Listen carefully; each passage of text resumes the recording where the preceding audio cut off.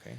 Rolfo, yo quiero, primero que todo, antes de iniciar, bien, dar como un agradecimiento a vos, porque creo que entrar acá y estar en esta parte, digamos, en este podcast, ya anteriormente lo hemos hablado, requiere mucha inversión y demás, y que invites a personas muy interesantes es muy bueno.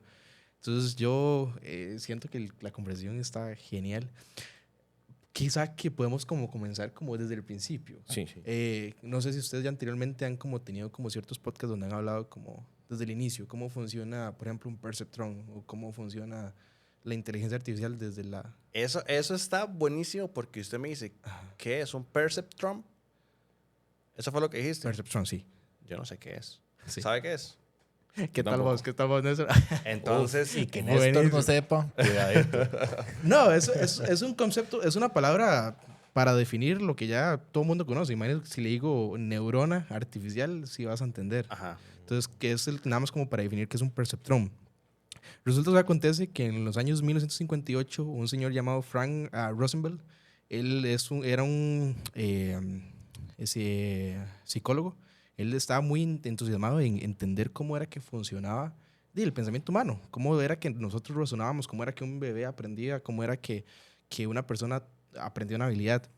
Desde el punto de vista biológico, cuando digamos, nuestros pensamientos, nuestras formas de aprender están basadas en neuronas. Es literalmente nuestra forma de aprender y nuestra forma de articular. Entonces, él lo que dijo es cómo funciona una neurona por detrás.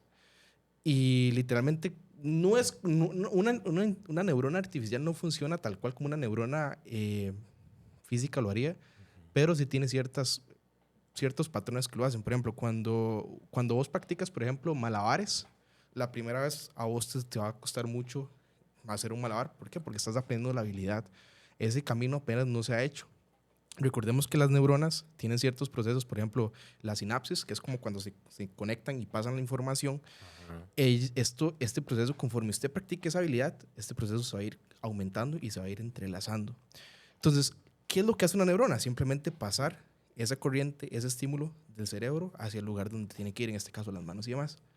Las neuronas o el perceptrón, que fue lo que este señor Frank implementó, es como qué debe tener esta estructura de decisión para que funcione. Y inventó la neurona, que es lo que, bueno, aquí les mostraría, pero se los voy a mostrar acá. Literalmente, una neurona es como un círculo. Dentro de este círculo vamos a tener diferentes cosas. Por ejemplo, tenemos algo que es muy importante, que es el sesgo. Ese sesgo es lo que nos va a permitir determinar si nuestro resultado es positivo o es negativo. Es como el término que nos va a marcar esa parte de si funciona o no. Generalmente tiene una entrada. Esa entrada se define como X y esa entrada es lo que usted le asigna a esa neurona. Por ejemplo, no sé, esa entrada puede ser si usted puede pagar un préstamo de banco o si puede, una decisión. Esta es la decisión que usted tiene que tomar y asimismo se le asigna un peso. Ese peso es qué peso tiene ese parámetro que usted le está ingresando en la estructura de decisión para que o se incline a que se apague o se inclina a que se aprenda, ¿verdad? Y dentro de aquí tiene algo muy importante, que aquí es como trabaja como una neurona normal, que es la función de activación. A lo que entiendo, las funciones de activación por dentro, actualmente, por ejemplo, GPT utiliza una que se llama ReLU, me parece, pero la más común, la que ha tenido como las bases, las pilares fundamentales de la inteligencia artificial, ha sido la función sigmoide. Más adelante podemos hablarla, no sé si la has escuchado, Néstor, vos. Poco. Pero la función sigmoide lo que nos va a dar es un valor asíntoto. Una función sigmoide se va a ver algo tal que así. Bueno, es como una, ¿verdad? Entonces lo que nos va a dar es un valor asíntoto entre 0 y 1, porque en ese entonces determinaron que un valor, si fuera, digamos, el valor binario 1 o 0, no es un valor muy acertado cuando estamos hablando de neuronas, o sea, apaga o se prende. La idea, como anteriormente lo hablábamos, es que si es un valor de 0 y 1 puede servir más la probabilidad. ¿Qué probabilidad tengo yo de que esta decisión sea, por ejemplo, que el perro ladre? Entonces, ya a lo que entiendo, una inteligencia artificial más grande, esta estructura de decisión va a retornar un valor entre 0 y 1, que va a ser un valor de probabilidad. O sea, que esa persona en los años 50 determinó cómo calcular eso. Exacto. ¿Sabe por qué fue tan importante, Néstor? Él inventó una máquina, por eso es que dentro de los estudios, ahora si investigamos, él inventó la Mark I Perceptron. Esta fue la primera máquina capaz de tener como esta lógica directamente en máquina. Al final no siguió mucho esa investigación y no tomó mucho auge porque entró en un periodo que se le denominó el invierno de la inteligencia artificial. No sé si han escuchado esa parte. No. O sea, Literalmente una sequía. Ajá. La inteligencia artificial, lo que es ahora, es gracias a la cantidad de información que hay. Esa información se le llama corpus. Ese corpus viene lo que es páginas web, archivos, chats, foros. Todo lo que alimenta el Internet ahora es esencial para alimentar la inteligencia artificial. En ese entonces, en el 58, no había tanta información digitalizada como la hay ahora. Posiblemente sí hay información, pero en papers, en hojas, en cuadernos, en libros. Archivados. Y en adición a ello, la parte de la que más adelante lo podemos hablar, Sí. La computación. Bueno, ustedes que están en la parte de cloud, o sea, no es lo mismo implementar ahorita que estábamos hablando, implementar un LLM ahorita a implementarlo en esos años. O sea, la capacidad de computación que teníamos para hacer esto, literalmente era inexistente. Entonces, y además de eso, la palabra inteligencia artificial en ese momento creó un momento de, mira, todo el mundo quiere saber qué es esto, qué es. Entonces, como que incrementó la expectativa y al final, como no teníamos las capacidades para resolver, la expectativa literalmente se fue. Ok, Entonces, ¿y esto fue en qué año? del 58 en adelante. Ok, significa que las bases de inteligencia artificial, digamos, están desde hace muchos años atrás. Sí, no sé en qué año exacto comienza. Sí sé que en el 58 comienza con este señor, con el Frank, que crea la Mark. Pero sí entiendo que ya anteriormente se han hecho como los test de... Estos test De Turing, ¿no? de Turing. Exacto. Este señor Turing ya había creado los test, ya ha hablado sobre inteligencia artificial. E inclusive este señor se murió creyendo que ninguna máquina iba a lograr pasar los test de Turing. Y ahorita una inteligencia artificial... Sobrado.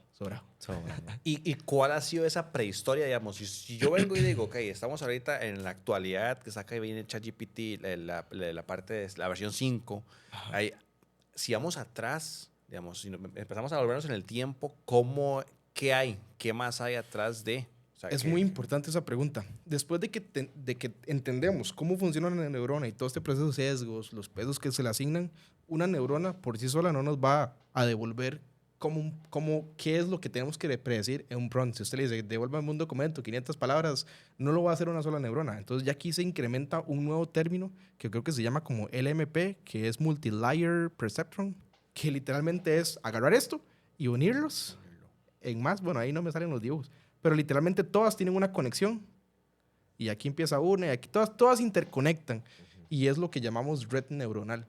Esa red neuronal, usted, digamos, coloca una palabra acá y esa palabra va a hacer un cierto procesamiento aquí dentro y va a lanzar un resultado.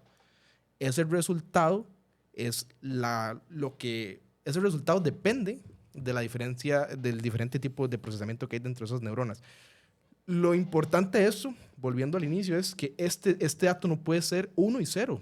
¿Por qué? Porque dependiendo, si aquí no da 1 y 0, la decisión que tome yo aquí me puede afectar en otra neurona más adelante. Recordemos que estos son, o sea, una cantidad de neuronas acuñadas diferentes. Inclusive existe un término que se llama como hidden layers, que son como capas ocultas que simplemente lo que hacen es un proceso matemático que se requiere. Y ya. Y ya después de eso, después de entender como este patrón, si no me equivoco, algo también importante es cómo procesamos la data. Actualmente, una inteligencia artificial, vos le puedes poner audio, videos, imágenes y todo. A lo que entiendo, eso es un término que se llama tensores. Tensores, yo creo que les dicen tensores por el tipo de estructura que es, ¿verdad? Pero si lo vamos a código, se parece a una matriz. No es una matriz porque va a depender de las dimensiones que tenga. A lo que entiendo es si tiene 0 dimensiones, se llama escalar. Si tiene una dimensión, se llama vector. Si tiene 2 dimensiones, es la matriz normal que tiene columnas y filas. Y ya un tensor es un ND. ND hace referencia a la cantidad de dimensiones que tiene. Y ya les voy a explicar por qué. Un tensor se ve algo así. Sabe. Aquí estoy emocionado. Un tensor es interesante. Un tensor, bueno, yo sé que tengo muchos dibujos y no se los puedo enseñar. Estaría interesante. Lo que podemos hacer, ¿sabe qué es? Usted me hace esos dibujos, me los pasa igual, digamos, así como está, y yo los voy agregando después para que la gente, digamos, me parece que esto va a ser un tema muy interesante porque ahorita la inteligencia artificial está muy en apogeo. Entonces, para que la gente también entienda, aparte de los dibujos, digamos, me los pasa, que son imagen de cualquier lugar, y yo los voy metiendo como en la parte de edición para que queden ahí, para que todo el mundo pueda entenderlo. Genial. Pues bueno, un tensor se hace referencia con... Bueno, aquí voy a jugar el tensorcito. Hace referencia a las diferentes dimensiones que tenemos. Cuando hacemos graficamos algo normal, tenemos un eje Y y tenemos un eje X, ¿verdad? Pero el tensor va a agregar la cantidad de dimensiones que le agregue. En este caso son de 3 dimensiones, entonces lo que agrega es un eje Z, que sea algo como así. Entonces, aquí es donde la data se va a acomodar y aquí es donde viene lo interesante. Pero creo que antes de hablar de esto, podríamos hablar también de otro tema importante, porque acá no vamos a encontrar palabras como perro, gato, etcétera. No vamos a tener eso. Porque antes de esto tenemos que hacer un proceso que se llama tokenización. Bueno, yo creo que ustedes sí han escuchado la tokenización. La tokenización es cuando vos le mandas una palabra a un prompt, a un LMM, por ejemplo, esa palabra tiene que ser transformada y reducida para que sea números, porque eso es lo que entiende la computadora al final. Un hash ahí que... Exacto, un número que identifique esa palabra. Entonces, el token lo que hace es, por ejemplo, hay diferentes tipos de token. Por ejemplo, es token de palabras, que literalmente va a sacar palabra por palabra, token por carácter, que literalmente va a sacar cada carácter, o hay otro que se llama token por subpalabras, que por ejemplo, si tenemos la palabra satisfacción, ¿verdad? Aquí va a sacar diferentes palabras, por ejemplo, va a sacar acción, va a sacar facción, y posiblemente facción sea otra palabra. Y estas palabras las va a acomodar, las va a categorizar dentro de nuestro tensor.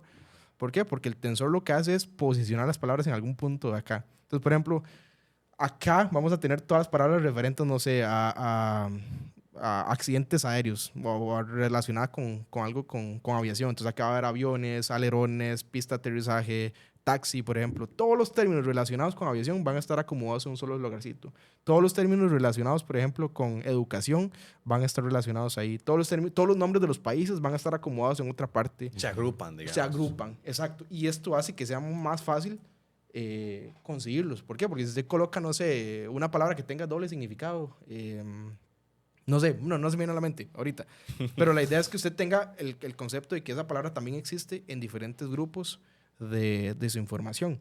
Entonces, por eso es tan importante esto es como cómo funciona la inteligencia artificial ya más per se, más básica, pero la idea es seleccionarlo y con base a eso entrenar el modelo, que es una de las partes fundamentales. Entonces ya tenemos la idea de cómo funciona una red neuronal, ya tenemos una idea de cómo se acomoda su información, ya tenemos una idea de qué es el corpus, que es lo que les comentaba, que es la información con la que usted maneja.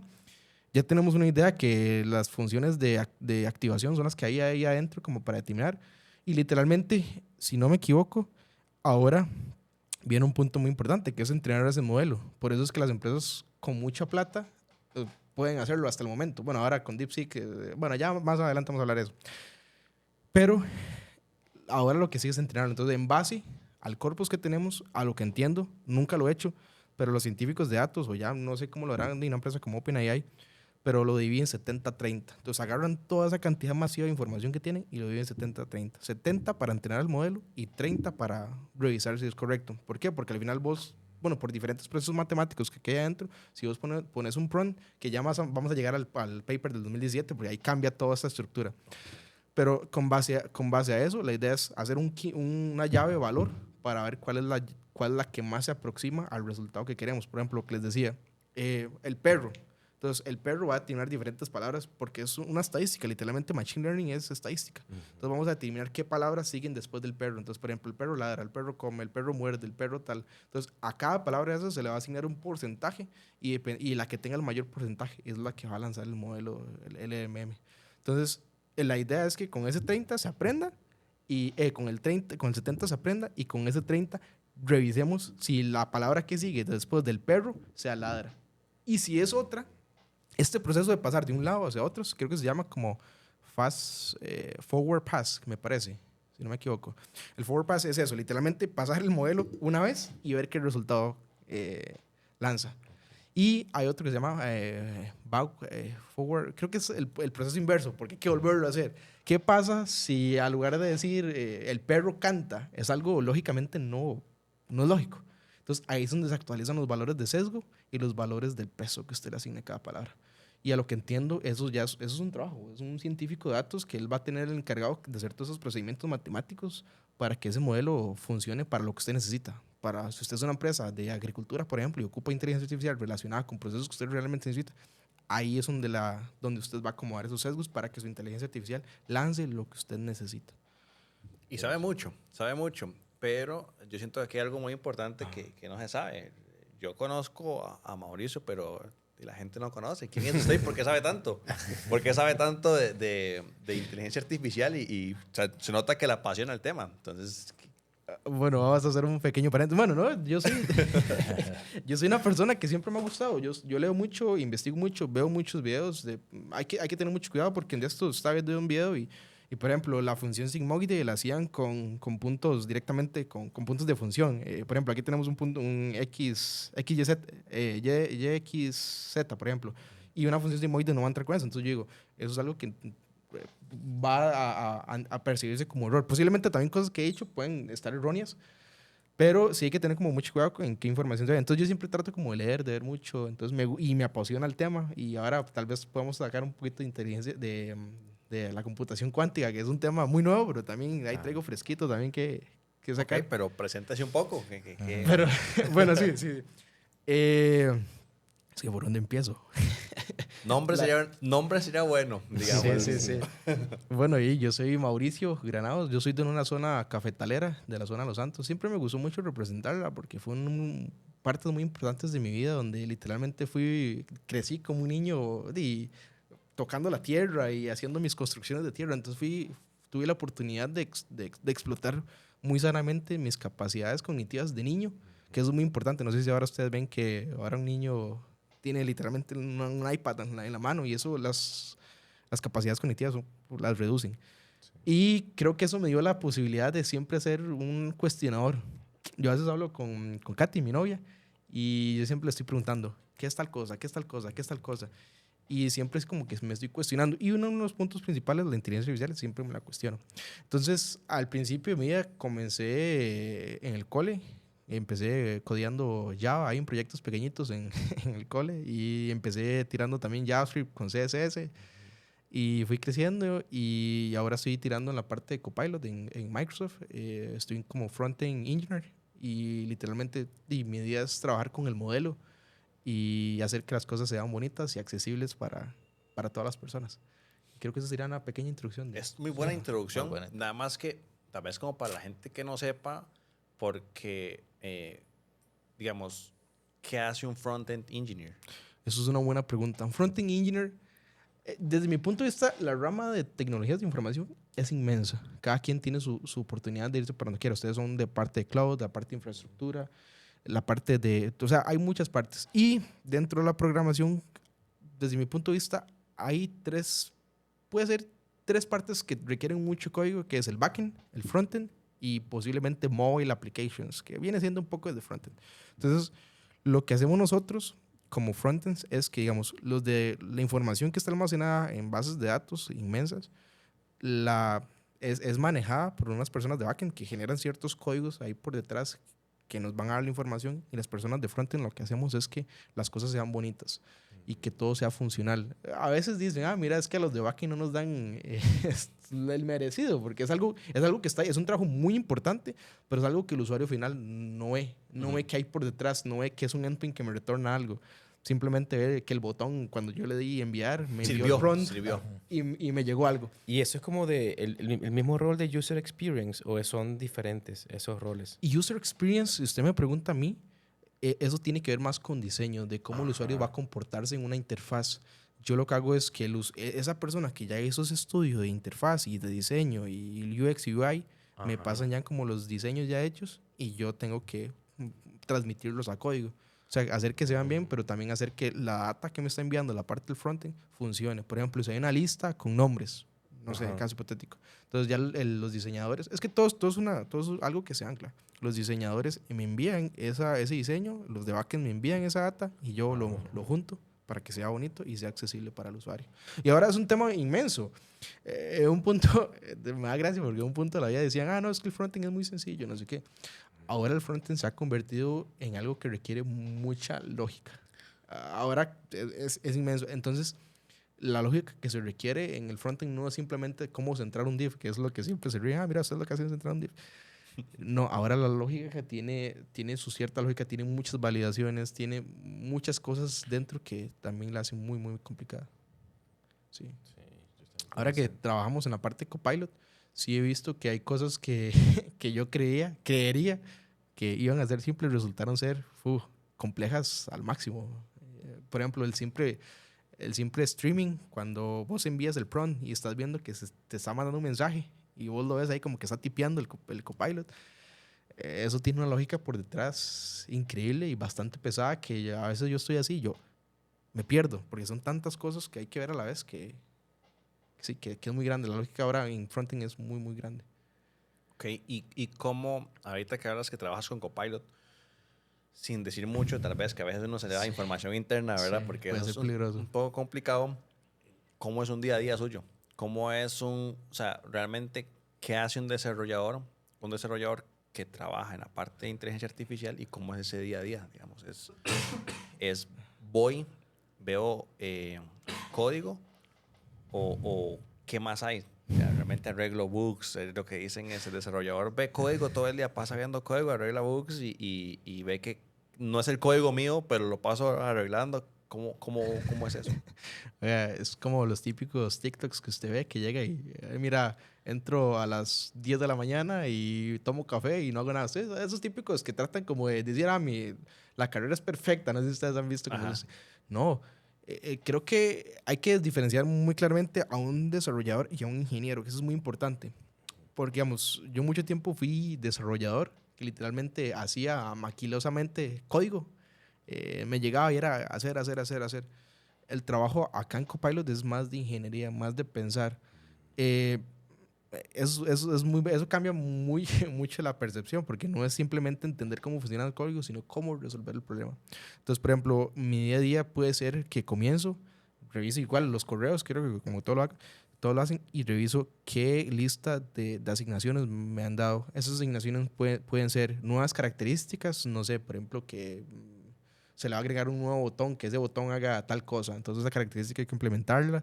A veces son bugs y los bugs se categorizan. Puede ser un bug que se puede estar bien. Hay bugs que literalmente hay que hacer un hotfix, que literalmente es como mandar el cambio ya porque está afectando literalmente al usuario. Y no, creo que también la parte de resolver es muy grande porque a veces hay bugs que sí requieren sus días de estar pensando en la solución más óptima. Porque si algo he visto acá en Microsoft es que hay dos cosas muy importantes, sí, dos cosas, la seguridad y la accesibilidad. Creo que por el lema que tiene como empoderar a cada persona en el mundo a hacer más, creo que se podría traducir al español. Exactamente. Entonces, cada persona tiene acceso, cada persona tiene la oportunidad de accesar a software y equipo que ha hecho por Microsoft. Entonces, aparte de la accesibilidad es sumamente importante que los lectores de pantalla funcionen bien. O sea, eso es muy importante para Microsoft. Y la parte de la seguridad. Sí he visto que cuando uno lanza un feature, tiene que pasar por un proceso de security review y ese security review es pesadísimo. Tiene que pasar por muchos teams y demás y no es como que cualquier cosa que usted mande simplemente va a salir en producción. Sí, no es como de ya terminé, listo, ahí va y listo. Cosa que en otras empresas sí pasaban. Teníamos 3 ambientes y pasaba por los 3 ambientes y ya estaba en producción que lo vean los usuarios finales. A lo que he visto acá, primero como que nos muestran las nuevas features a los otros, los empleados, y ya luego va como que va saliendo poco a poco. Pero sí, la seguridad acá sí lo he visto extremadamente o sea, son muy herméticos en lo que se hace. Y estos procesos de security lo confirman, porque sí son muy pesados. Sí, ellos invierten mucho en seguridad. ¿Cuánto invierte Microsoft en seguridad? Son millones. No, miles de millones. Las pérdidas que tienen anualmente, según Forbes, según empresas de investigaciones en general, son más de $3.000 millones y el New York Times, pueden buscarlo, $3.000 millones al año. En pérdidas. En pérdidas, solo en ciberataques. Es que Y tiene sentido. es uno de los movimientos más grandes que hay ahorita en Microsoft, que es Zero Trust, ¿verdad? No se confía en absolutamente nadie, pero al mismo tiempo le dan a uno mucha confianza. Es un límite muy extraño. Correcto, desde el año pasado justamente se creó el Secure Future Initiative, Ajá. que de ahí se desembocaron muchas cosas justamente por un ataque que tuvo Microsoft y otras empresas. Todos siempre nos están atacando. Pero el año pasado fue bastante fuerte y se tomó esa iniciativa de un futuro muy seguro, Secure Future Initiative, la iniciativa de futuro seguro, que viene en consecuencia con todo lo que está diciendo Mao de inteligencia artificial y todo lo que el quantum computing, que vamos a hablar y todo este tema. Pero la seguridad es top. Y te quería preguntar, cuando comentabas el tema de los hotfix, ¿verdad? Por ejemplo, un problema del día a día que tienes en tu bandeja de entrada, ¿quién te ayuda en ese problema? ¿Tú solo tienes que llamar a alguien? ¿Con cómo te documentas? ¿Usas el Copilot para que te ayude? Es importante mencionar que, digamos, yo soy muy nuevo, porque para entender cómo funciona Microsoft es una empresa sumamente grande y es una empresa que tiene muchas cosas por detrás. No me ha tocado hacer un hotfix, pero sí he visto. Y los hotfix hay como una plataforma que se llaman ECM, me parece. ICM, sí. Y sí he visto que todo lo tienen bien controlado. Para todo hay una métrica. Entonces, por ejemplo, cada feature que yo haga nuevo, tengo que poner una métrica de cuánta gente la está usando y si la está usando o está caída o no está funcionando. Wow. Entonces, todo eso va por métricas. Entonces, esa misma plataforma que hay ahí nos reporta a nosotros sin que un usuario se dé cuenta antes de que pase. La plataforma nos reporta que esa feature en sí no está funcionando. Wow. Entonces, ahí es donde se hacen los tickets y se trabaja. Y a veces no requiere... Bueno, no sé si vieron como hace como 3 días que sí no estaba funcionando nada, que se le mandaba un prompt a Copilot. Sí, no estaba funcionando Copilot, se cayó. Sí, se está caísimo. Pero muy temporal, ¿no? Fue como media mañana. Como medio día, sí. Pero no sé si fue a nivel global, no investigué, pero sí a nivel corporativo nosotros estaba caído. Todo el mundo lo presentaba. En un caso como eso, es un caso de literalmente el feature no está funcionando. Entonces lo que se hizo fue revertir los cambios. Creo que fue un cambio de backend que habían hecho que no estoy muy seguro qué fue lo que hicieron, pero literalmente se revierte. Un rollback nada más. Rollback, exacto. Allí queda todo listo. Exacto. Y todo el mundo en llamas ahí. Todo el mundo en llamas. Ahora está todo el mundo aquí con el meme todo está bien, it's fine. El perrillo que sale todo. Sí, cierto. ¿Cómo maneja la presión, más usted ahí? Vieras que eso es un buen punto, Al principio, bueno, ahí está mi novia y mi familia. Al principio es muy difícil porque como es un código tan extremadamente grande, es de los códigos más grandes que yo he visto. Es un monorepo gigantesco. Eso ahora, o sea, usted scrollea y no termina. Y cada cosa tiene su sentido lógico por detrás. Entonces la presión es grande porque tras de que tienes que terminar un book o algo que es importante, tienes que aprender al mismo tiempo. Entonces, si le soy sincero, a veces no la manejo tan bien la presión. Pero no estás solo, ¿verdad? En el equipo. No, hay más, sí. Más que tan solo. Y mi pregunta es, ¿qué tanto utiliza Copilot para resolver problemas de Copilot? Y yo copiando... un Copilot para resolver el Copilot que se autorregla. Uno agarra el código, lo copia, lo pega y dice, ¿qué tiene eso malo? No, pero es una buena pregunta porque, ¿verdad? Eso es un tema muy avanzado. Vea, eso hay que tener mucho cuidado. Porque, digamos, Copilot a veces da respuestas que no me sirven. Y necesito, por ejemplo, utilizar otra idea. A mí Claude, no es por darle méritos, pero a mí Claude me parece muy bien desde el punto de vista de programación. Pero yo no puedo agarrar el código y tirárselo a Claude y que él... Eso sería un error de seguridad inmenso, porque al final la inteligencia artificial va a aprender ese código y lo va a replicar. Entonces, esa seguridad no. Entonces, yo lo que hago es como darle ejemplos no relacionados pero que me aproximen a la respuesta que yo necesito.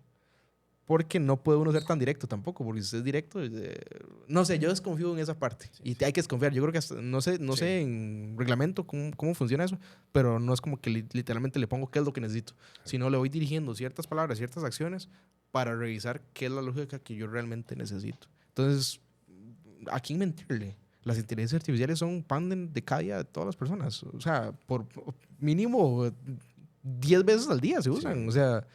De hecho, algo. Se dice que se usa más, por ejemplo, ChatGPT, Copilot, Gemini, Anthropic, Cloud y todo esto, que ahora Google. Yo Google no volví a usar. Stack Overflow, no sé si usted alguna vez lo usaron, pero Stack Overflow yo después de que salieron. Y me parecen muy buenas. Yo considero que a día antes, me refiero a unos 2, no sé hace cuánto, al 2022 salió la inteligencia artificial, me parece. Ya como Que ya es como el auge, Sí, como el creo auge, que como más o hace, ya menos, hemos sí. tomado 2 años. Hay Sí. pandemia, pospandemia, sí. Sí. Anteriormente a eso, sí era como un trabajo de research muy grande. Literalmente nosotros los programadores, bueno, puede que nos lleguen a quitar mucho el trabajo más adelante, porque sí, la inteligencia artificial va por el punto de literalmente pensar como un humano, pero nuestro trabajo siempre ha sido copiar y pegar. Siempre hemos escuchado como el chiste que dicen, su trabajo es copiar y pegar. Stack Overflow. El literal. Entonces nosotros nos metíamos en Stack Overflow, duramos, bueno, y diferentes foros, creo que ustedes en la parte de Reddit, cloud, todo esto. Reddit, sí, había un montón de foros. GitHub. GitHub, sí.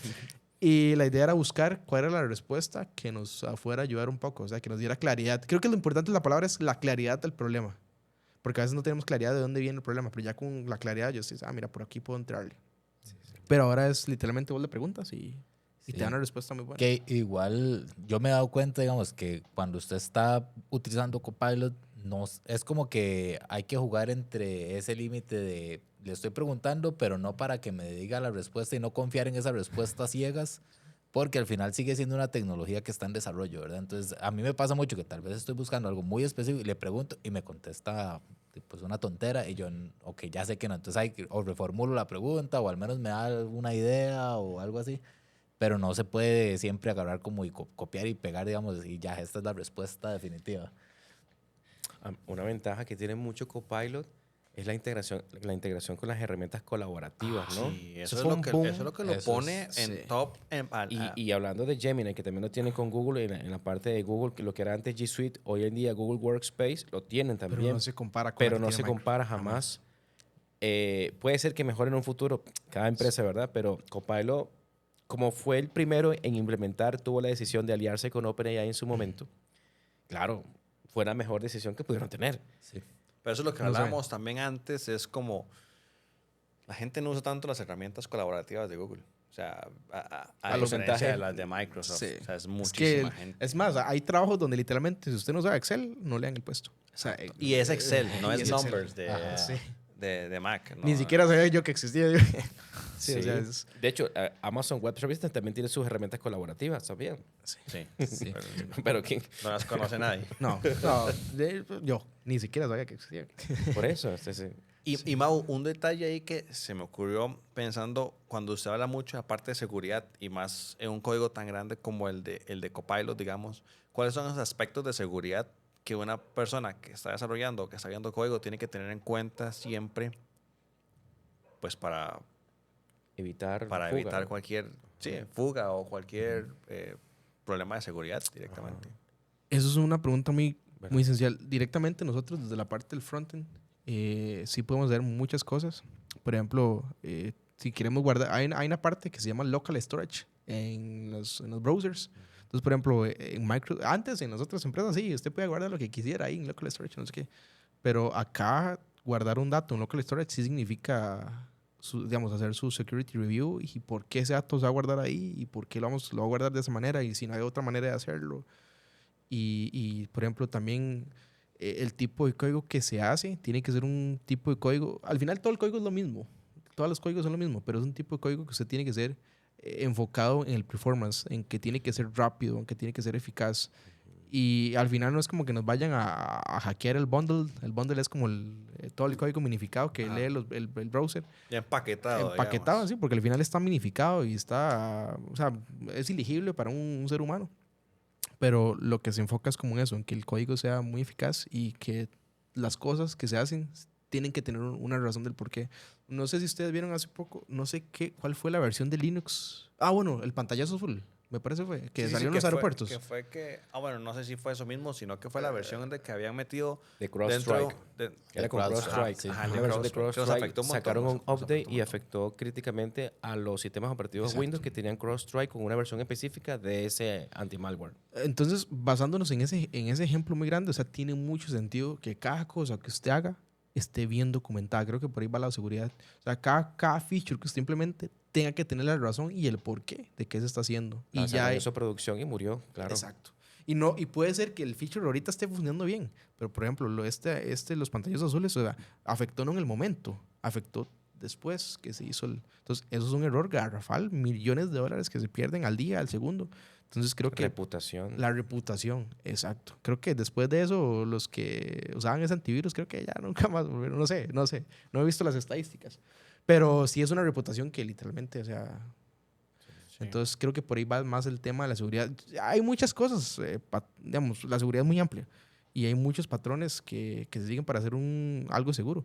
Pero creo que lo más importante que se enfoca Microsoft es... Y me imagino que también por ser tan grande, es el porqué de las cosas. ¿Por qué está sucediendo? Como para tener un registro de por qué sucede cada cosa. Sí, porque si hacen algo malo, afecta a millones, literalmente. Millones. Sí, es que no es solamente, y como quien dice, la cagué para mi empresa, sino Sí. que es, acabo de pasearme en todo el mundo. Es que todo el mundo Es que utiliza Microsoft lo usa todo el mundo.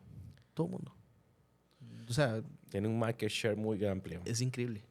Y ahora creo que sigue siendo pilar, siempre fue pilar fundamental en todas las aplicaciones de Home Office y demás, y creo que ahora sigue siendo líder en inteligencia artificial desde mi punto de vista, porque es de uno de los principales inversores.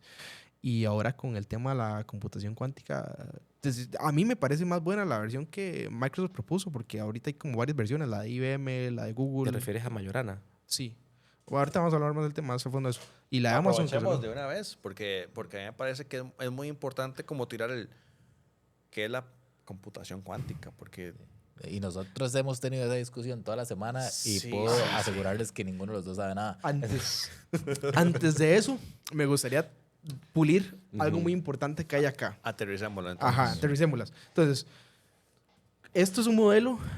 Este modelo se llama neuronas recursivas, literalmente. Literalmente lo que estamos haciendo es pasándole un dato de una a otra, porque aquí van a haber diferentes redes neuronales que van a recibir el mensaje y lo van a procesar. Eso es lo que hace es que usted genere un poco de contexto, como para entender, para que usted le mande la palabra, usted le pone, el perro ladra porque está bravo. Entonces, él sí va a entender ese contexto utilizando este patrón recursivo porque ese contexto es pequeño. Pero si yo le pregunto cuál fue la primera palabra que se dijo en este podcast, probablemente este modelo recursivo no nos va a funcionar. Entonces, ahí en el 2017, donde sale el paper de Attention is all you need, que es todo un proceso matemático por dentro, porque le asignan unos valores de posición y esos valores, ¿por qué? Eso es muy importante. Porque ya no es recursivo, sino todas las palabras que usted le manda en el prompt se procesan a la vez. Wow. Entonces, por eso es que ocupa usted un número de posicionamiento. Porque el lenguaje se lee, bueno, a no ser de que sea árabe, creo que se lee al revés. Alguno de todos es árabe, me parece. Entonces, pero todos los lenguajes tienen la característica que se leen de un solo sentido. Entonces, por eso es importante saber de posicionamiento para después entender de dónde a cada punto y lanzar. Eso es muy importante antes de entrar a la computación cuántica. Eso es en per se el modelo básico de inteligencia artificial. Porque, bueno, y salió ya los transformers, que estamos hablando que GPT era Generative, ya no me acuerdo, Generative Pre-trained Transformer, que viene de este concepto, de ese paper del 2017 relacionado a los transformers. Okay. Pero ese paper del 2017, ¿qué es Ese lo fue el que viene? revolucionó, literalmente, desde mi punto de vista. Ok, pero cuando dices el paper de 2017, ¿qué fue un update? ¿Qué es? Si vos ves, por ejemplo, Majorana que salió, literalmente es un paper donde explican por qué lo están haciendo y las razones lógicas que hay detrás. Este paper lo que hace es explicar, los Transformers no es como una tecnología, sino una arquitectura. Entonces ellos lo explican esa arquitectura de cómo funciona ese Transformer para que se logre posible esto. Y aquí es donde entra la parte fundamental de por qué NVIDIA ahorita es una de las empresas más valoradas. En este modelo, si ustedes ven, vamos lineales. Entonces eso requiere CPU, es un proceso lineal, que un CPU lo hace muy bien. Pero a la hora que yo le mando todo de un solo, se transforma en un proceso paralelo. Y ahí es donde las GPUs lo hacen de la mejor manera. ¿Por qué? Porque las GPUs están configuradas de una manera de que literalmente una pantalla es una matriz de píxeles que tienen que encender en RGB y literalmente las GPU lo que hacen es tener muchos procesadores pequeñitos, pero que hagan una tarea en específico. Y por eso es que NVIDIA y esas empresas son muy valiosas. Y por eso es que bajó tanto, porque DeepSeek podía hacer lo mismo con menos, en teoría. Porque, en teoría, eso en es teoría. Sí, no sé, bueno, sí he visto que logran correr el modelo muy bien y todo. Entonces, no investigan muy bien cómo es que funciona DeepSeek por detrás. Pero, ¿por qué quiere hablar sobre esto? Porque esto es un pilar fundamental de la computación cuántica. Porque la computación cuántica, bueno, ya la vamos a hablar más a profundo. pero nos permite hacer que este proceso paralelo se haga literalmente instantáneo. Y en palabras per se, palabras menos más, creo que esto es la visualización de cómo funciona una IA por detrás. Creo que me faltaron cosas, no sé si tiene, antes de empezar ya la... Pero quería quería dejar este punto de por qué es importante paralizar para dejarlo acá, para que ya al final hablar sobre por qué la computación cuántica va a ser muy relevante en este punto, siguiendo este modelo.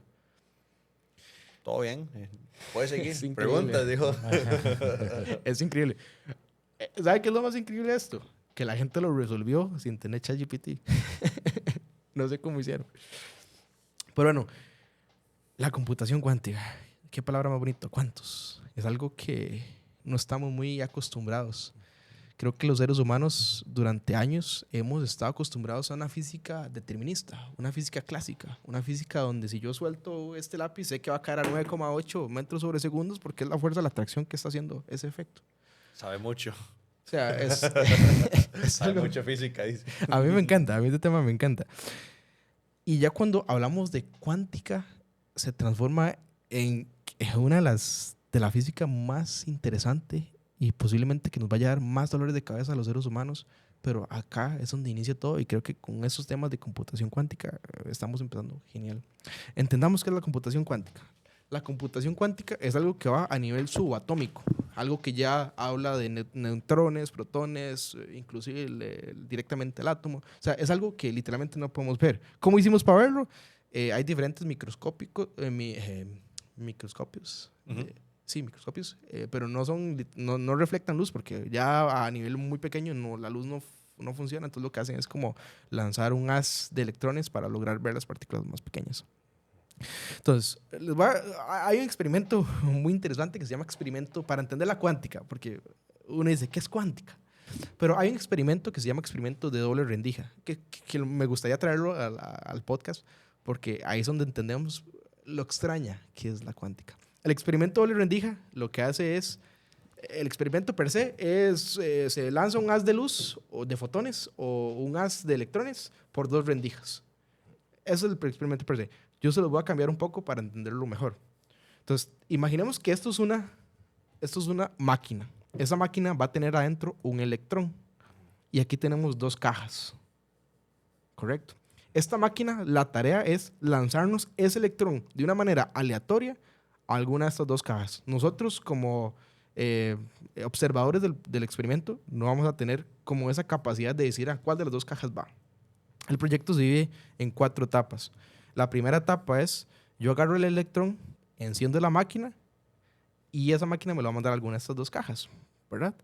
Entonces, si yo agarro con un tester que me mide si hay electrones o no y abro esta primera caja y resultó que el tester me midió que había un electrón, ¿qué, por consecuencia, qué pensarían ustedes? ¿Acá va a estar el electrón o no va a estar? Diría que no, porque el electrón es solamente uno que se fue. Entonces solamente está ahí. Exacto. Es lo que sabe. Es muy importante, sí. Entonces, el electrón, cuando se mide, va a estar en un lugar. Entonces, se midió y está aquí. Esa es la primera etapa del experimento. O cae uno o cae en otra caja. Está muy bien. Después, se hizo lo siguiente. Se colocó la caja abierta, ¿verdad? Con un par de sensores. Entonces, cuando yo lanzaba el electrón, alguno de los dos sensores me medía de qué caja salió. Está saliendo por alguna de las dos, no a las dos al mismo tiempo, ¿verdad? Luego... Y ahí quitaba como el multímetro, digamos, del medio, porque el sensor... Bueno, sí, me refiero a sensor como algo para medirlo. Ajá, algo para saber. pero ya decía cuál lo tenía, digamos. Sí, por cuál de los dos salía. Digamos que aquí hay una ranura, porque ese es el siguiente paso. Digamos que aquí hay una ranura, que aquí es por donde sale el electrón. Entonces, ese electrón... ya midiéndolo sabemos que sale de una o de otra, ¿verdad?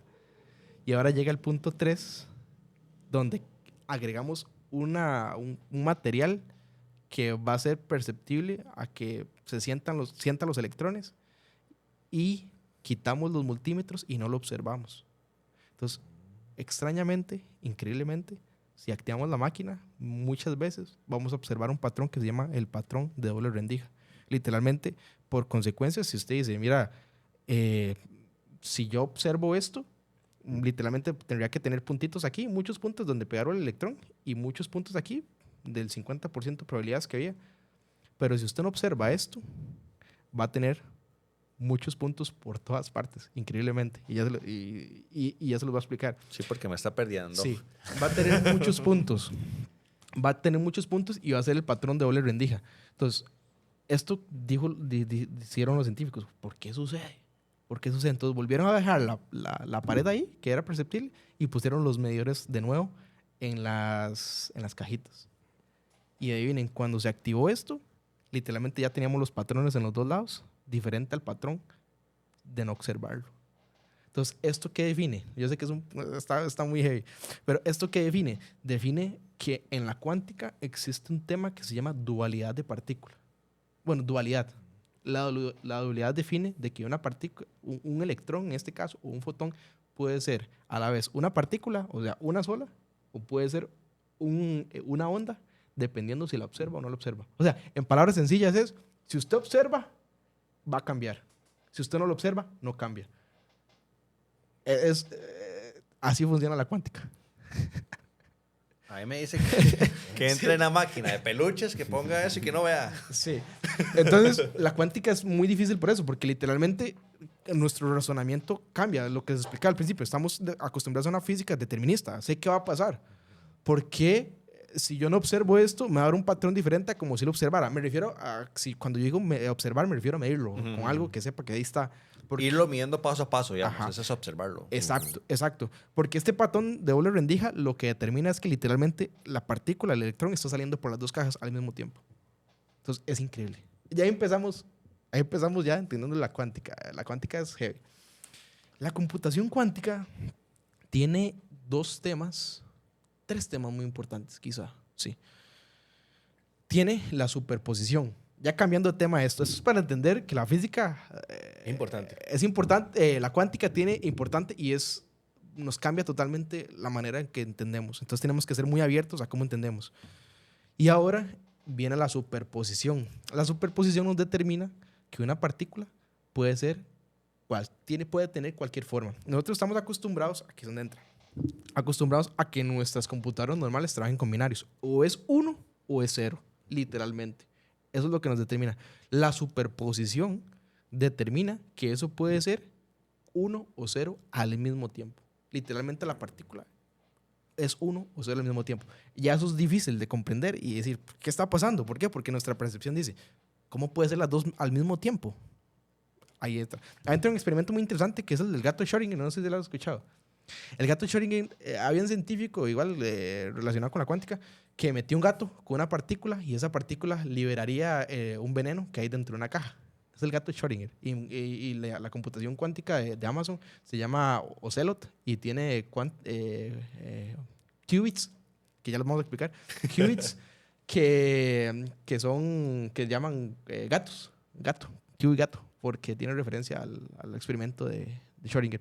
Schrödinger entonces es un experimento teórico, pero la idea es que usted mete ese gato con esa partícula dentro de esa caja y esa partícula va a tener la oportunidad de liberar el veneno y matar al gato.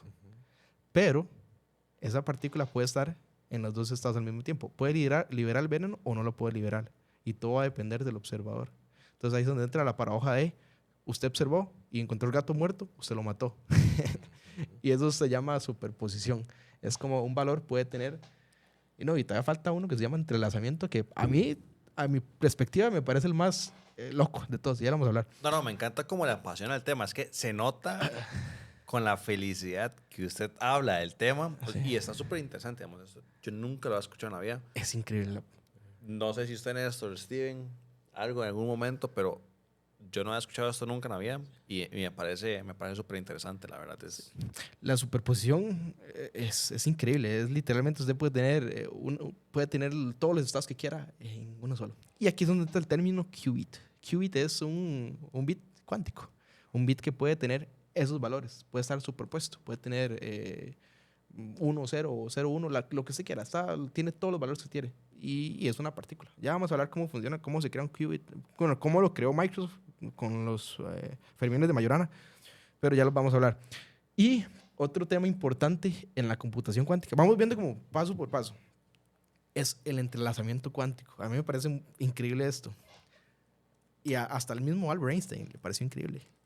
El entrelazamiento cuántico determina de que usted tiene dos partículas y esas partículas usted logra hacer un proceso de unificación y crea una unidad. Usted puede agarrar esta partícula, ponerla aquí en la Tierra y la otra separarla a millones de millones de millones de millones de años luz, y lo que usted le haga a esta va a afectar instantáneamente a esta otra. Esa es la teoría. Esa es la teoría. Me parece muy loco porque usted dice, ¿cómo? Que es como un tipo Bluetooth. O sea, si lo pongo así. El Wi-Fi más poderoso. El Wi-Fi más poderoso, sí. Imaginemos que aquí tenemos un par de calcetines, un par de medias. Una roja y otra azul. Literalmente, si usted agarra y observa esta y vio que es azul, instantáneamente esta va a ser roja, instantáneamente. Y así, entonces su medición va a afectar el comportamiento de eso. Ya lo hacen a nivel científico, ya cuántico no es como por observar, es como, por ejemplo, lo que estoy dando ahorita es un ejemplo, pero lo que hacen es afectar, creo que es el spin, es otro tema importante. Entonces, ese término va a hacer que afecte una cosa, y eso se llama entrelazamiento cuántico. ¿Por qué? Para mí es muy increíble, porque se los voy a contar desde el punto de vista de Albert Einstein, porque es algo ya que está. Albert Einstein se dio duramente con un científico también cuántico que se llamaba Niels Bohr. Él estaba fundando esta teoría del entrelazamiento cuántico, pero a Albert Einstein no le parecía, y a tal punto que le llamó acción fantasmal a distancia, a ese punto. O sea, la expresión. Y él decía, y tiene mucho sentido, ya Albert Einstein había tenido fundamentada su teoría de la relatividad, y ya lo había mencionado y fue sumamente acertada por la comunidad científica, de que nada en el universo podía viajar más rápido que la luz. Y eso es lo que determina. Entonces él decía, ¿cómo puede suceder eso? Si nada puede viajar más rápido que la luz y están tan separadas, ¿cómo puede suceder eso? Y ahí fue donde entró un señor que se llama John Bell y hizo el experimento de Bell, que ahorita no tengo cómo fue, claro, el experimento per se, pero literalmente comprobó que esto sí existe. Y creo que la distancia más larga que se ha hecho de este experimento son 1200 kilómetros, me parece. No tengo el número exacto, pero sí fue como un satélite. Hicieron eso y lo lograron como revisar. Es increíble. O sea, instantáneamente afecta a una a otra. Pero tiene sus peros. Esto no sirve para mandar información. Simplemente es un estado afecta a otro. No es como que yo le voy a decir, mira, voy a mandar información de un punto a otro. No sirve. Es como que nada más afecta al estado. Y esto es súper importante porque, que eso es el otro punto, una de las partes fundamentales de la computación cuántica es la corrección de errores cuánticos. El spin es otro término. El spin es como el giro que lleva una partícula. Las partículas siempre están en movimiento, siempre tienden al desorden. Entonces la partícula está en movimiento. Entonces, por ejemplo, imaginemos que las partículas no son un círculo, no son una bola, pero imaginemos que es una bola y que está dando vueltas. Entonces la computación cuántica lo que trata así, están todos los estados, está superpuesta. Entonces yo le saco una foto en la parte donde yo la necesito. Pero ¿qué puede pasar? Que digamos, ese es el frente. Yo puedo sacar esa foto y puede salir torcida, puede salir derecha, y eso se le llaman correcciones cuánticas. Y esto es muy importante porque una partícula está correlacionada a otra. Entonces, si usted logra saber más o menos qué estado están las dos, puede lograr reducir esos errores cuánticos más.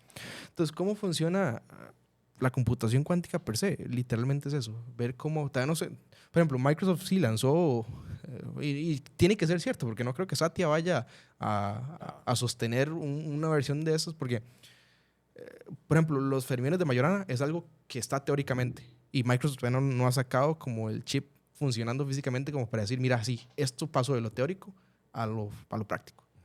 Entonces, lo que hizo Microsoft, empecemos con Microsoft. Entonces ya tenemos la idea de cómo funcionan la superposición, el entrelazamiento. Entonces, una de las cosas principales que hizo Microsoft fue, me parece interesante, es utilizar los fermiones de Majorana. Había un señor en 1937 que se llamaba Ettore Majorana, era italiano. Y él propuso teóricamente que existía los fermiones de Majorana. Los fermiones, la palabra fermión va a determinar del spin que tenga. El fermión es un medio de spin. Entonces, por eso se llaman fermiones. Pero al final es una palabra más y es una partícula. Entonces, la Majorana lo que determina es que tenemos que la partícula tiene su antipartícula. Eso es muy loco. Muy loco. Tener la partícula y que su misma antipartícula sea la misma es muy loco. Y esto nos ayuda a reducir eso. Entonces, utilizaron los fermiones de Majorana, que es su partícula y su antipartícula.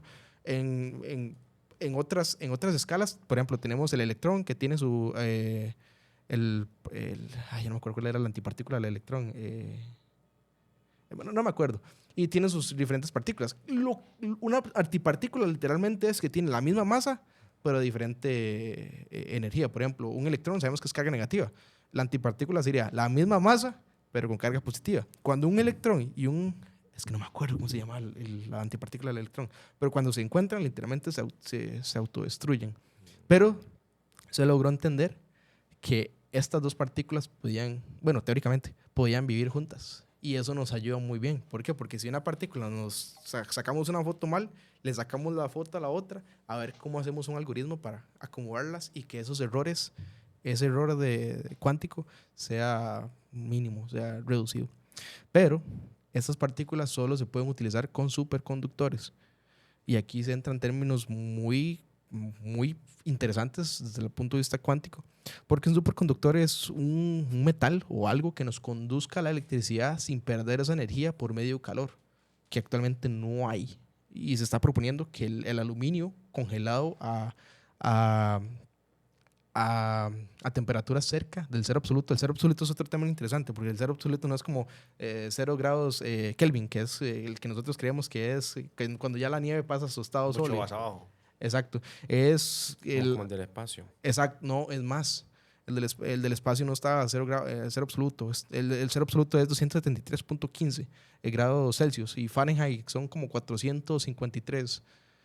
Entonces, eso es una temperatura. ¿Y por qué se llama cero absoluto? Porque se llega a una temperatura donde las moléculas. Acuérdese, aquí entramos a las leyes de termodinámica. La temperatura es energía. La temperatura es las moléculas, las partículas moviéndose. Y eso le genera la temperatura. Entre más al desorden estén y más moviéndose, más temperatura va a generar. Cuando llegan al cero absoluto, a lo que entiendo, porque nunca lo he visto prácticamente, las partículas se quedan en su estado. Literalmente no se mueven. No se mueven. Ahí quedan. Entonces lo que hizo Microsoft es tratar de llegar a un cero absoluto. No se llega a cero absoluto, pero tratar de llegar a ese nivel. No sé cuánto han enfriado, pero la idea es aproximarse. Porque cuando usted se aproxima a ese cero absoluto, es muchísimo más fácil lograr tomar como esa foto al estado que yo necesito. Y no se mueven. Exacto, no se mueven. Entonces están ahí. No podemos tener tantos errores. Entonces lo que ellos hicieron fue mezclar semiconductores y superconductores, a lo que entiendo, a lo que vi. Entonces, un semiconductor puede ser silicio, no sé, puede ser indio, que es otro elemento que puede servir como interconductor. Y utilizaron el aluminio, acercándose a cero absoluto, para que literalmente fuera como una plancha de hielo donde las partículas se podían estar a gustos. Y se dice que ahí fue donde sacaron los fermiones de Majorana, que son los que les acabo de explicar. Y sacaron el nuevo estado de la materia, que es un estado de superconductividad topológico, que es lo que literalmente que las partículas están ahí en su mejor oportunidad, listas para hacer fotografías. ¿Y a qué viene esto? Esto viene a solventar el desorden, la corrección de esos errores, que es muy importante, que es la parte más difícil de una inteligencia artificial. ¿Por qué? Porque una partícula puede ser perturbada por cualquier cosa. Puede ser perturbada por una onda electromagnética, por una onda de radio, literalmente cualquier cosa puede ser perturbada. Por eso los laboratorios, a lo que he visto, nunca he entrado a uno, pero a lo que he visto son laboratorios súper herméticos donde literalmente no puede haber nada, porque cualquier cosa puede afectar alterar ese orden. Ese orden, exacto.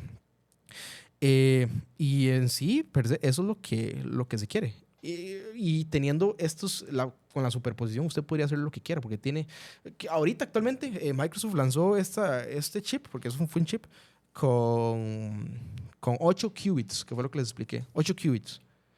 Ahorita es la que tiene menos qubits Bueno, no sé cuánto tiene la de IBM, ahí sí estoy sesgado en el tema. Pero sí sé que la de Google tiene 135 qubits. Ya les voy a explicar por qué tiene tantas desde mi punto de vista. Y la que lanzó, que no logré leer mucho sobre la de Amazon, tiene 9 qubits. Y la de Amazon sí no les quedó mal porque sí no leí muy bien el paper. Pero la de Google tiene tantos qubits, que es la que más tiene actualmente, es porque ellos utilizan un proceso de corrección diferente al Majorana. Ellos utilizan unos qubits topológicos. Entonces, por cada qubit normal, ellos generan un qubit ficticio, un qubit artificial por ellos para solventar los errores de cada qubit que ellos tienen. Entonces, por cada qubit que tienen un qubit topológico. Topológico se refieren a qubits hechos por ellos. Una redundancia que ellos le ponen. Exacto, como para solventar esos errores.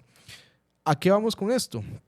A que teniendo este tema de superposición, teniendo todo este tema de entrelazamiento, nos va a permitir que la computación llegue increíblemente. Porque por cada qubit, esto crece exponencialmente. Microsoft dijo que podía tener hasta 1 millón de qubits funcionando en su propio chip.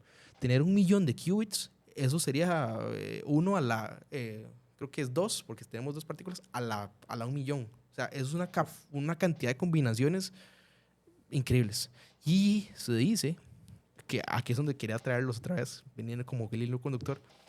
Al tener tantos qubits y tantas maneras de hacerlo, y como la inteligencia artificial es paralela, bueno, ahorita como se está tomando, se dice que esto podría ser un incremento, el día que se saque, podría ser un incremento exponencial. Increíble. Llegar a la superinteligencia. Yo consideraría que sí. Sí, ¿verdad? No sé qué planes hará, pero desde mi punto de vista tenemos un procesamiento cuántico inmenso, ¿verdad? También se dice que la criptografía está, después de que salga esto, literalmente va, porque por ejemplo, si hacemos un ataque de fuerza bruta, Ya no va a valer nada. y no, porque tendríamos todas las combinaciones posibles en el mundo. No sé cómo funcionaría eso, qué algoritmos hay que hacer por dentro, porque no se lo sé. Pero literalmente eso es lo que dicen, que eso se puede cambiar. También se pueden hacer experimentos para entender la parte cuántica, que la parte cuántica es absurda, o sea, es muy cambiante, determinísticamente no es entendible muy bien desde el punto, por lo que les expliqué. Y también para sacar vacunas y un montón de cosas. Hay 2 problemas grandes de la computación cuántica: la resolución de los errores cuánticos que les mencionaba y la temperatura, porque no es fácil alcanzar casi el cero absoluto, no es fácil. Eso lo mantienen con nitrógeno, es que No sé cómo lo harán, sí no investigué, pero si usted ve las fotos, uno creería que la computadora cuántica es ese montón de cosas que salen De luces, como, así, de luces. de bombillo. Sí, que son como... sí, como futurista. Sí, una cosa futurista. futurista ahí. Pero no, la computación cuántica, al final de eso lo que va a haber es el chip. El chip, por ejemplo, Majorana en este caso, y todo el resto es para enfriarla. Entonces, esto va a hacer que, imagino que como las computadoras normales, que al principio fue solo en universidades, en laboratorios, y ya después conforme. Pero si llegamos al punto de que esta computación cuántica la logramos mantener en temperatura ambiente, pues literalmente ya se nos cae esto. Ya fue todo, desde mi punto de vista.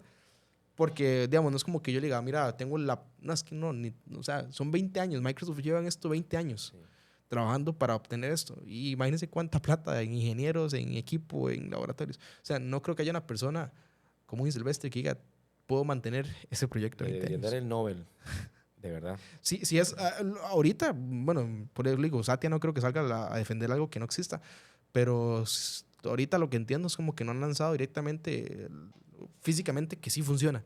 Pero desde mi punto de vista eso es increíble. Si lograron tener los fermiones de Majorana, a pasarlos de teoría, literalmente está abriendo el punto de entender por qué hay más materia que antimateria. Es un tema muy increíble. Es un tema que los seres humanos, no sé, abre muchos puntos. Y en palabras cortas, palabras más o menos, eso sería como la computación cuántica. Yo estoy aquí emocionado. Aprendió, Néstor, aprendió. Más que nunca. Steven, ¿qué quiere aportar? ¿Cómo estamos? Yo puedo decir que ya me quedó más claro. Claro. Sí, no, sí lograron comprender los conceptos. Sí, bien. Claro. Sí, y no, de hecho, yo los comprendo, pero hay que esperar una repasada. Oh, sí. O sea, hay que ver el podcast 3 veces. Sí, exacto. Yo cuando estoy editando voy a volver a entenderlo.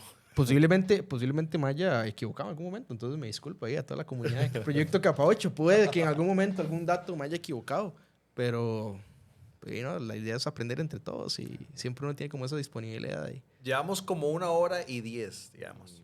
entonces de grabación, para no hacer tan largo el episodio, y ha sido bastante sustancioso. Creo que la información que se ha dado Muy ahorita concreto. aquí Sí. ha sido algo que no maneja, o sea, esta información no la maneja cualquiera. No. O sea, y ya como poniendo, yo realmente soy a veces hablo mucho por hablar, pero poniéndome serio, digamos, es muy valiosa, digamos, lo que acaba de decir usted aquí es muy valioso porque no cualquiera se sienta a explicarte esto con el entusiasmo, con el carisma, porque también tiene carisma, y de la manera que usted lo hizo. Tal vez esos dibujitos definitivamente hay que ponerlos para que se entienda mejor, ¿verdad?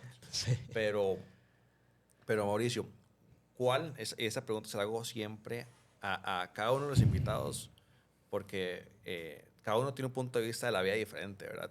¿Y cuál es ese consejo que usted dice? Es lo que yo predico en mi vida, digamos, esta es mi ley de vida y yo quiero pasar esta información a los demás. ¿Cuál es ese consejo que usted le da al mundo, digamos, de usted mismo? Digamos, usted dice, esto es mi doctrina, esto es lo que a mí me gusta predicar, esto es lo que yo digo.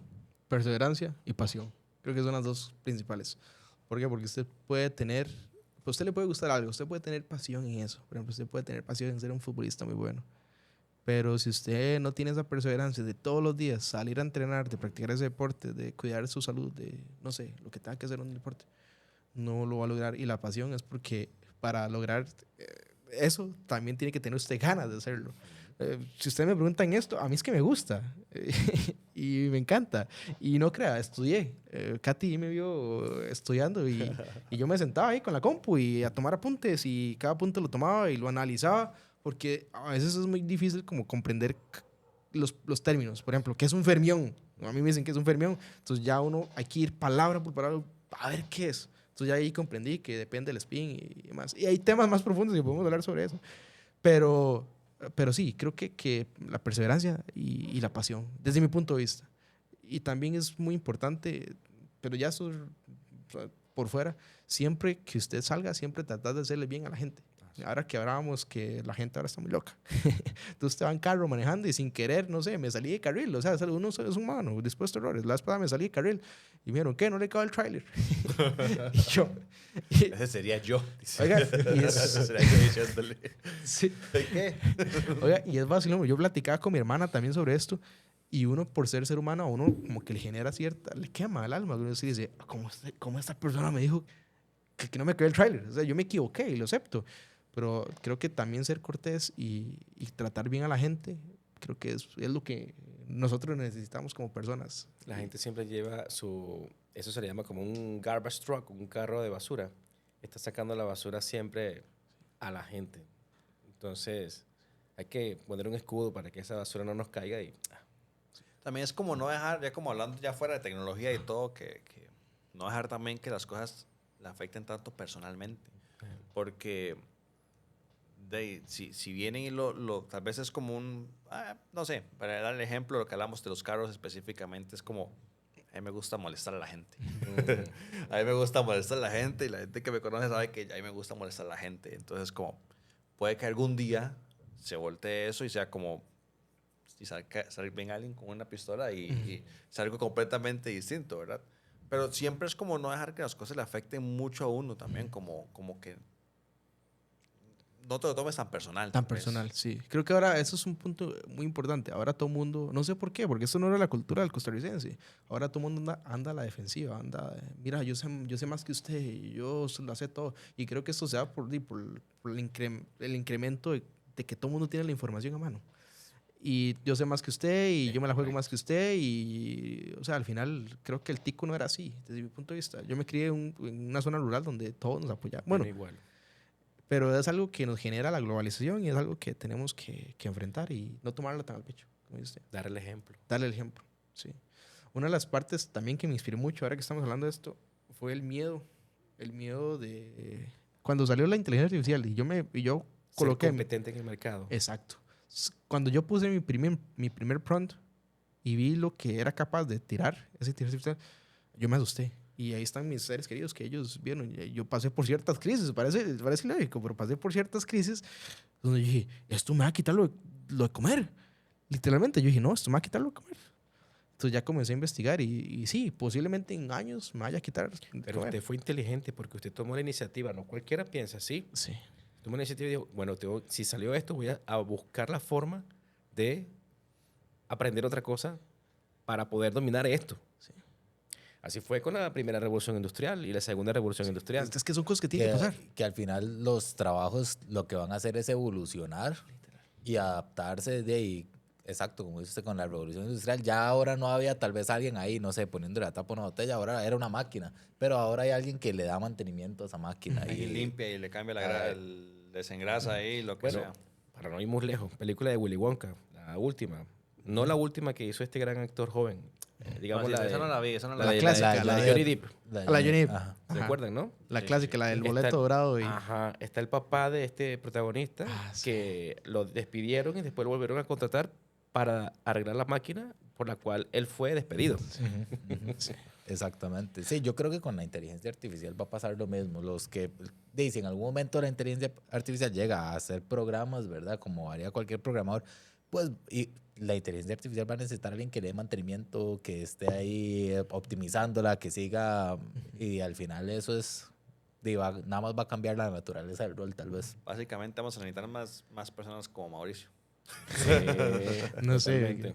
Yo creo que es que nosotros, conforme pasa el tiempo, nos vamos sesgando un poco a nuestras generaciones. Por ejemplo, si usted ve ya los niños ya traen como el concepto de inteligencia artificial muy arraigado. Ya ellos nacen con eso. Mi hijo tiene 9 años y habla con Copilot como si fuese su mejor amigo. Ya ellos traen eso en la sangre. Nosotros, sí, yo lo aprendí hace 3 años. Ya, Todo, creo que, ¿verdad? Sí, sí. o sea, yo en el 2017 ni siquiera sabía que existía este paper de Attention is all you need.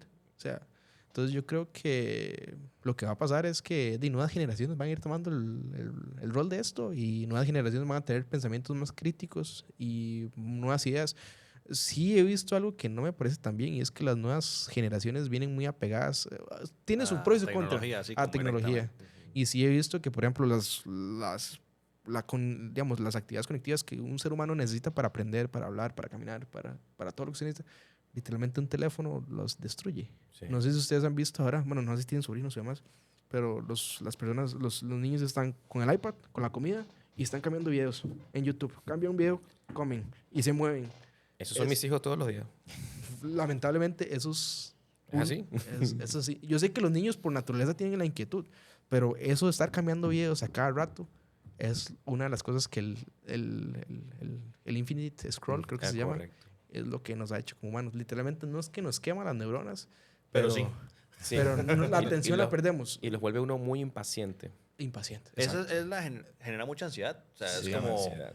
Y ese gambling, digamos, esa parte de apostar, y eso es lo que hace que este contenido sea tan viral, es como no sé qué me va a salir aquí. Mm. No sé qué qué Me viene sigue, y que qué- sigue. Y lo que qué le sigue. gusta, y lo que le gusta, y lo que le gusta. De hecho, y hablando del algoritmo de TikTok, a veces, claro, el algoritmo quiere que te lance lo que tú quieres. Y Te quiere mantener ahí. y te deja ahí. Ahora salió lo de las rachas. No sé si has visto, que es como.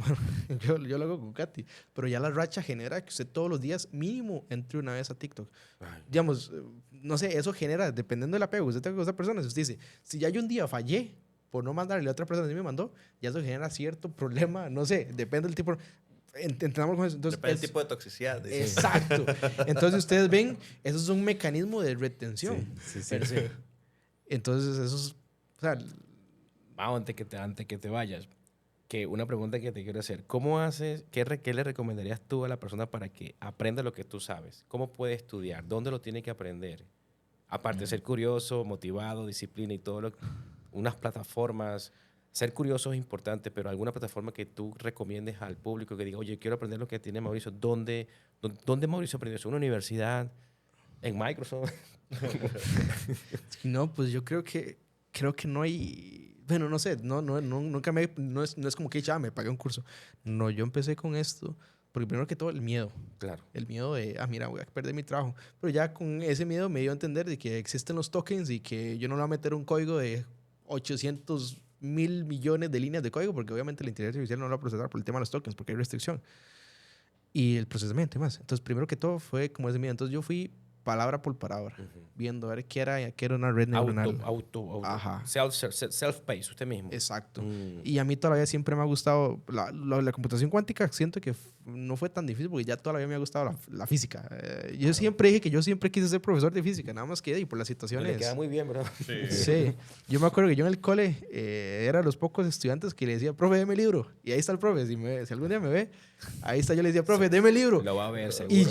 Y yo seguía haciendo ecuaciones de movimiento rectilíneo uniforme y todas las operaciones las hacía por gusto. Siempre me gustó mucho. Entonces, no es como que exista una línea, una fórmula. una forma, Ajá. porque al final es, si a usted no le interesa, si usted no tiene pasión, no va a retener ese contenido. Literal. Por ejemplo, si a usted no le interesa la computación cuántica, posiblemente no va a retener bueno, tal vez el experimento lo diga así porque es algo más teórico, pero por ejemplo, un término como la superconductividad topológica, que es lo que estamos hablando, el nuevo estado de la materia. Claro. O sea, si a usted no le apasiona, no lo va a tener. Entonces, por eso es tan importante la pasión.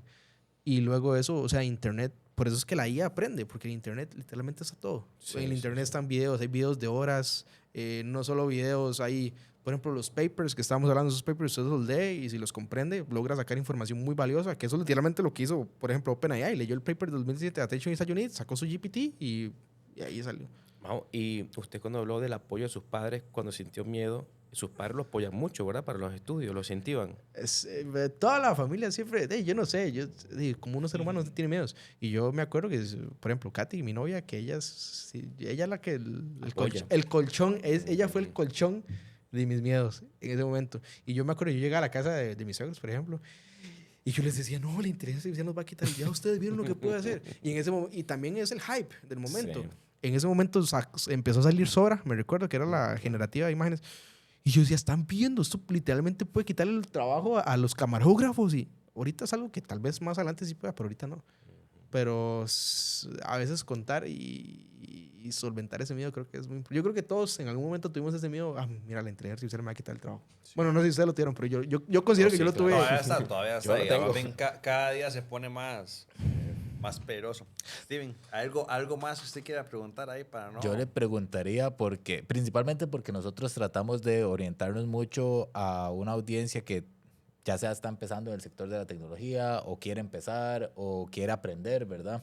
Al respecto sería, bueno, usted es una persona de 24 años, front-end developer en Microsoft. O sea, claramente ha hecho muchas cosas bien y si tuviera que volver a empezar ahorita, con lo que ya sabe, con lo que ha ido aprendiendo a través de su vida, ¿cómo volvería a empezar?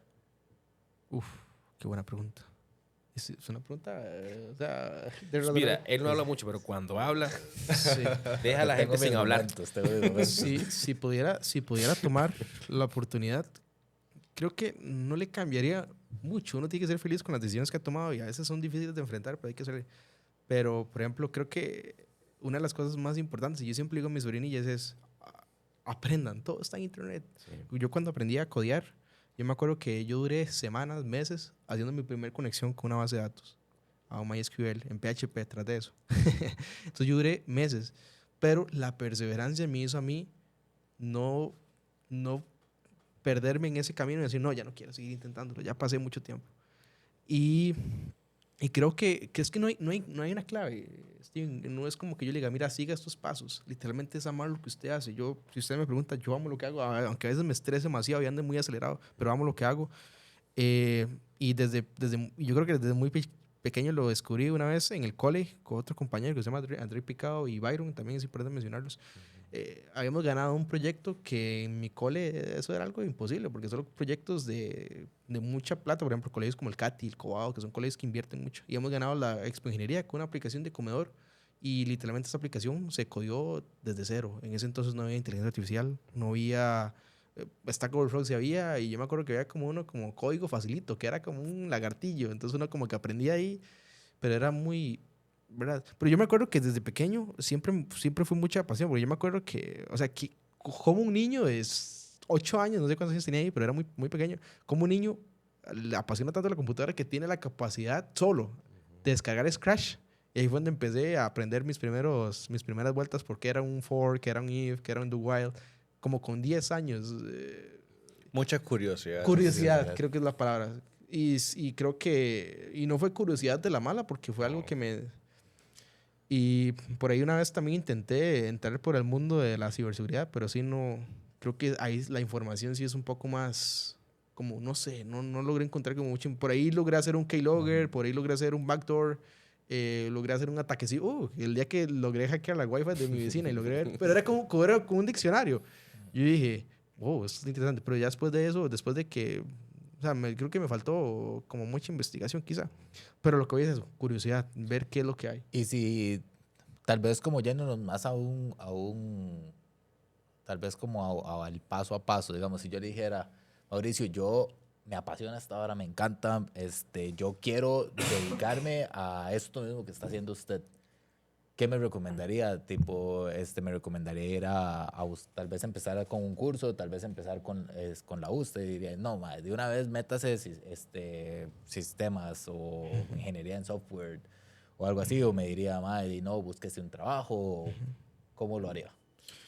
Si ustedes, desde mi punto de vista, la receta, bueno, no sé ahora, es que ahora es muy cambiante. Por ejemplo, yo siento que los nuevos programadores de ahora tienen sesgado un poco la lógica que hay detrás de un programa. ¿Por qué? Porque ahora yo le dice ChatGPT, dame un algoritmo que me genere, no sé, no sé, la raíz de un triángulo. No sé. Usted ya no razona como persona cómo obtener la raíz de un triángulo, cómo hacer esos métodos, esos inputs y esos outputs para tener la raíz. Entonces, creo que ahorita, ese es mi consejo número uno. Los nuevos developers, las nuevas personas, siéntense y entiendan cómo funciona todo por detrás. Que si usted, por ejemplo, estructura de datos, que es un curso muy interesante, se están llevando a la U, siéntense, dibujen una lista, dibujen los grafos, por ejemplo, dibújenlos bien, entiéndalos cómo funciona eso. Y ya con eso, ya si salgan a codear con inteligencia artificial después de que hayan entendido. Ahorita siento que va a sesgar mucho la inteligencia artificial porque literalmente nos hace vagos. Yo ahorita, si usted me pregunta, ya yo no hago un foro a pie. Sí. Yo no, o sea, hay procesos que yo no lo hago a pie. Ahora hay correos donde yo no los hago a pie. Ya no pienso, suena feo, no me gusta decir eso, pero hay correos donde yo no los hago a pie. No pienso ser cordial. Yo nada más tengo la información y que Sí. se formule. Exacto. O hay, por ejemplo, el inglés, que es otra parte importante. Ahora yo ocupo mandar un correo muy importante, escribo las ideas y le digo, hágame el correo. Ya no pienso cómo conjugarlos, cómo... O sea, suena feo, suena horrible, pero es lo que la inteligencia artificial ha hecho. Y por ahí escuché también, un día eso estaba viendo, que la gente ya tiene perezas también, bueno, pereza o aburrimiento o vagancia o no sé qué, de hacer trabajos escritos, porque usted ya nada más le pone a la inteligencia artificial, hágame una introducción de un tema X de tantas palabras que me complete una hoja y literalmente ya se la va a hacer. Entonces, ¿qué se va a sentar usted a redactar? O sea, y literalmente la inteligencia artificial lo hace muy bien. Usted lo que tiene que hacer es clasificar lo que le funciona y lo que no. No le va a dejar ahí en resumen, que todas las inteligencias artificiales ponen ahí como en resumen. Eso no hay que dejárselo, pero usted lo clasifica. Pero al final como que nos hace como un poco, como que nos dependientes. Y volviendo a la pregunta que me desvié un toque, creo que el proceso es sencillo. Bueno, sencillo no, ya muchos años de dar, pero sería entender cómo funcionan las cosas, ver lo que le apasiona, porque por ejemplo, a mí tal vez backend no me apasiona tanto, ni móvil tanto, pero frontend sí. Entonces, buscar entre todos esos ramos está inteligencia artificial, está ciberseguridad, está la parte cloud, está la parte de bases de datos, está la parte de backend software, frontend mobile, ahora los científicos de datos. Hay una infinidad. Entonces, creo que de esta misma curiosidad es buscar qué es lo que le gusta y apasionarse en eso. Especializarse es mucho.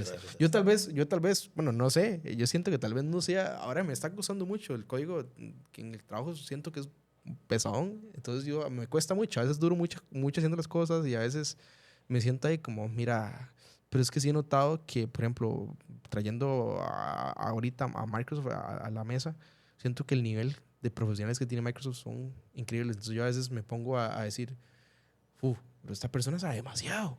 ¿Cómo hago yo para alcanzar ese nivel? Y a veces uno se siente como atrás, pero no es como que usted está atrás, sino que cada persona lleva su nivel y lleva su proceso de aprendizaje. Pero sí me sentí un poco así como que me sentí un toque atrás, pero eso yo creo que es un proceso de adaptación, un proceso de aprendizaje. Y no, siempre a echar para adelante, como dicen, con todo lo que sea. Creo que respondí sí. Sí. No, más bien, muchísimas gracias de verdad por el tiempo, Mauricio. O sea, súper, se aprendió mucho. No sé, o sea, es que me encantó la pasión con la que explicaba todo. O sea, no tengo nada más agregar, no sé si para despedir algo, ¿no? No, yo encantado, así que lo esperamos en otro podcast. Definitivamente, no, Buenísimo. muchísimas gracias. Oye, yo tenía muchas ganas de venir. Esta es mi primera vez en un podcast. De muchas. Considero que una de las dosis, uno de los antídotos para solventar esa pérdida de atención por el Infinity Scroll es ver contenidos de larga duración para que tengas como la retención.